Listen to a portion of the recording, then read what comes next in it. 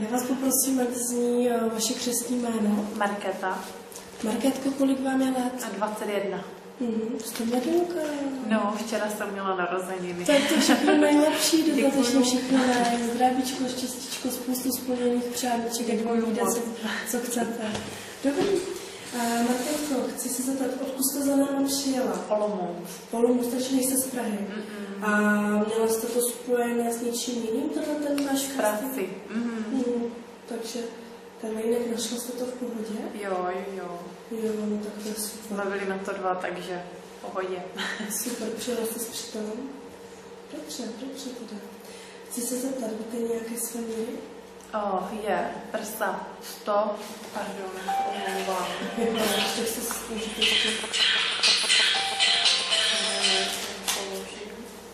přes prsa, no, je to tak těch 100, možná 105, přes břicho 70 a přes ty boky 100. Řekla bych, že všude je plus 10 cm, no. Když je 90, 60, 90. Jo. A výšku s váhou?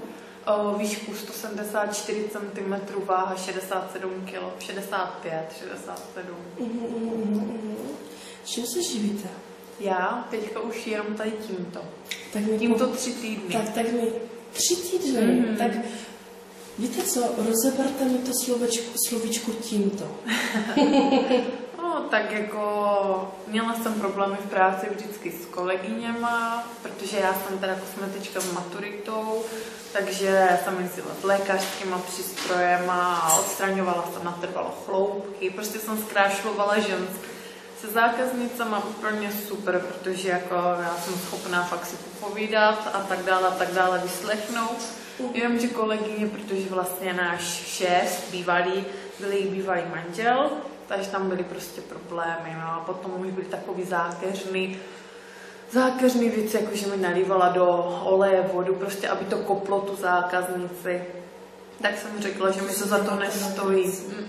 A fakt jezdila jsem od pondělí do soboty, od rána do večera, po celé republice, z Olomouce až úplně po celé republice do Prahy, i Slovensko, Rakousko a prostě za tady toto mi to nestojí, no. Tak teda, takže jste s touhletou prací sekla a co pro vás bylo, Marky, takovým impulsivní, jasné, co bylo, ale že jste se rozhodla zrovna, že ta erotika... Protože mám vlastně kamarádku, která to dělá 5 let a prostě fakt udržovaná, vypadá dobře, jí vlastně povinnost je, aby vypadala dobře, takže fakt fitko a tak dále, solárko, kadeřník, nechty a to jí živí. Jo, a tak jsem se jí právě ptala, jak je spokojená, říkala, no jsem, jinak bych to nedělala 5 let, že kam fajn, tak to zkusím a uvidíme, no. Co konkrétně všechno děláte? Já s ženskýma polesbičko, Ačko nedělám, protože mi to není příjemný a když teda s chlapem, tak jedině s přítelem. Jakože cizí. Zajímavý, dobře. To je teda pěkný. A chtěla jsem se zeptat, teda tak rozebereme trošku váš život.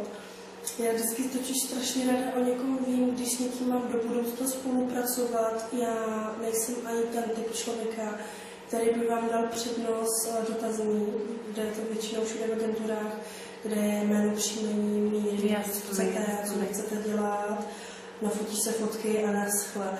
Když s někým mám spolupracovat, tak ráda aspoň trošku vím, jak žijete, jak se máte, taková trošku, si vás trošku vypovídám, takže to neberte to nějak zlé. Takže mě by třeba teď napadá, jste zmínila, že máte partnera, takže máte přítele. Mám přítele 2 roky. S tím, že spolu vlastně bydlíme v Olomouci a plánujeme budoucnost. Když přítel je teda o 14 let starší, tak už by opravdu chtěl založit rodinu, ale já ne. Takže ještě musí počkat, no. Takže 2 roky. Chtěla jsem se zeptat, co říkal přítel na to, že jste se rozhodla s tou erotikou. Nebyl nadšený, ale tak jsme si udělali válečnou poradu a prostě s tím, že fakt jezdí se mnou, pomáhá mi fakt tahat věci a když i ti fotografové jakoby vidí, že tam je se mnou chlap, tak na mě neskouší něco. Jako víc dneska, jo.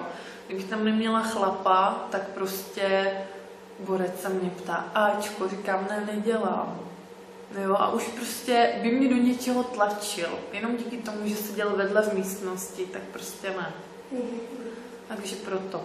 Takže tak jezdíme spolu, no. To má tolik času? Že Podniká, takže si může práci přizpůsobit podle svého. Můžu se mě zeptat, co dělá přítel? Montuje plastové okna, má firmu vlastně s takovou montáží. Když je třeba, tak sám obletě montérky a jde taky pracovat. To je hezký, co se mi líbí, že není takový ten podnikatel, který inženýrek, no. Prostě inženýr jezdí v nějaké té albince kontrolovat, jestli to je udělané, že dokáže prostě, když je potřeba vlézt do těch montérek a prostě taky přiložit urku. Určitě. To je cenné, hlavně v dnešní době. To určitě. Takže jste zadaná a jste bezdětná? Bezdětná. Jo, jenom pro upřesnění. Jasný. Co máte ráda, když je nějaký volný čas, nějaké koníčky, záliby, co vás baví? Hlavně s rodinou, protože fakt jako moc jsem si za ten rok vlastně neužila, co jsem pracovala s těma lékařskýma přístrojema, s přáteli a tak jako by opravdu bavit se na vínko, na dobré jídlo a i sportování. Taková ta klasika. No. Dobře. Čím si myslíte, že jste zajímavá? Nezajímají mě ani nějak vaše vlastnosti, i když ti budou taky zajímavé.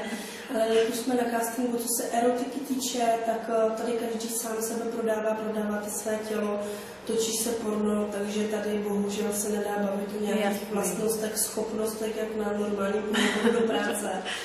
Takže čím si myslíte, že vy upoutáte lidi? Tak tím si myslím, že mám přírodní prsa, vlastně košíček DE a jako řekla bych, že mám 21 let, tak i pevný. Nevím, dlouhý vlasy, všechno svoje. Jako nemám nic umělého, ani nechty, který mám, tak ty jsou prostě taky moje, jo. Jako já vám řeknu, vy jste skutečně krásná doba. Říkám vám, jako já to řeknu tak, já nerada mažu met někomu kolem pusy, kolem úst. Ale já, když mám možnost pochválit a je za co, tak já pochválím a fakt vám můžu říct, že konečně po dlouhé době, neříkám, že chodí škaredé holky, samozřejmě každý má něco v sobě, ale vy jako s vámi budete mít práci, že se nebudete stačit zastavit. Věřte tomu. To děkuji. Já jsem se chtěla zeptat, jestli teda, nevím, jestli se mám o tom bavit, samozřejmě říkala jste, že máte kamarádku, která to dlouho dělá, nicméně bych vám asi ráda taky řekla nějaké věci, když začínáte, možná se už po někom opakovat. Určitě víte, dělají se testy. Jasný. Nevím, jestli si dělají ty stíky, to je zásadní.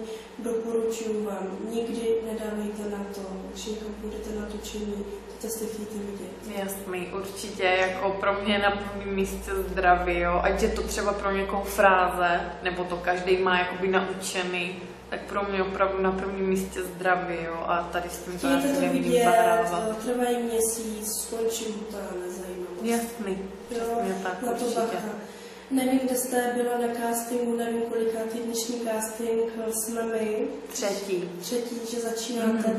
Dávejte si velký pozor na castingy, které mají na privátních bytech. Jasný. Jsou takový, sice jste říkala, jezdíte s přítelem, ale on vždycky může nějakým způsobem zvrhnout, dávat si pak na to pozor. Jo, jasný. Že určitě tímhletím způsobem. Taky se může stávat tím, že začínáte, kolikrát by vám nabídli hodnocení hodně pod cenou. Je vždycky si taky trvat na tom, co jste měla původně dostat, ne-li, jestli je tam důvod dostat více. Jasný, určitě. Chtěla jsem se zeptat, co jste už točila? Co jsem točila? Co jste třikrát lesbičko, s tím, že právě tomu jsem se smála, protože ženský katastrofa. Jo, jakože prostě já beru jako automatiku, když prostě se jdu někde ukázat a něco dělat, že přijdu opravdu umytá, nebo se vysprchuju na místě, vyholená a hlavně, že si prostě opravdu vytáhnu výplach, když to tak řeknu, protože pro mě je to automatika. A fakt kápla jsem na hrůzy, i dnes na neoholenou hruzu a jako to je děs. Takže tak. Takže ty lesbička 3 s přítelem 5 focení a točení vlastně a jestli jenom 2 sóla. Takže fakt to, co dělám, Ví o tom vaše rodina? Že jste se Ví. rozhodla? Ví to rodiče, nejsou puritáni, jsou to inteligentní lidi, takže to vzali v pohodě. S tím, že já, abych řekla pravdu, třeba já s mojí mamkou vycházím strašně dobře. A kdyby třeba moje mamka to odsoudila, tak to dělat nejdu. Jo, jakože taťkou tak moc dobře nevycházíme, ale ví to oba dva. Samozřejmě nevykládám to každému na potkání, ale Jasně, rodiče to ví. Chtěla jsem se zeptat třeba, kdyby vám přišla jako opravdu slušná nabídka. Já nevím, kolik jste sice za to dostala, ale kdyby vám přišla pěkná, solidní práce za pěkné finanční ohodnocení, kde by bylo ale to činit s jiným mužem než s vaším přítelem.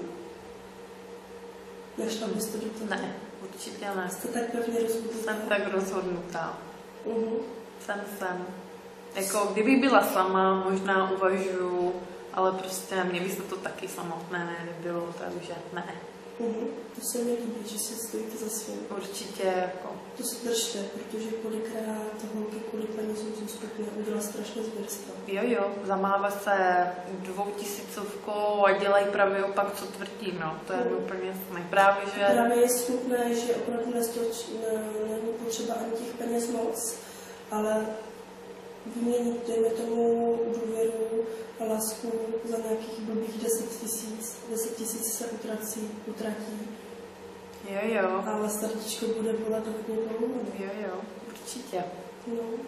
Je to tak bohužel, je to dnešní doba, všechno se točí kolem peněz a kolem sexu. Je. Najděte si potom nějakého pořádného partnera, že? Tak. Dobře, Markétko, jste průbojná? Jsem, ale jakoby ne tak, aby někomu podrážela nohy. V rámci mezi. Nejdete přes mrtvo? Ne, to určitě ne. Mám svoje meze. Musím se zeptat, ty zkušenosti s těmi castingy, byste říkala, že jste na tom 3., takže pozvolna tak začínáte, takže vás můžeme brát za takovou, ještě takovou amatérku. Ano. Je to takové, nemám ráda to slovo, ale musím. Dobře. Máte nějaký sen, který byste si někdy ráda splnila? V sexu, co se týče? Nebo třeba obecně? To je jedno. Tak vlastně, co chci určitě, tak to, že si vydělám a koupím si motorku. To je můj... Motorku? To si děláte srandu. Motorku, abych čekala, že řeknete auto. Ne, motorku silniční, protože to už od malička prostě byl můj sen a jak si jakoby na tu motorku vydělat co nejrychleji.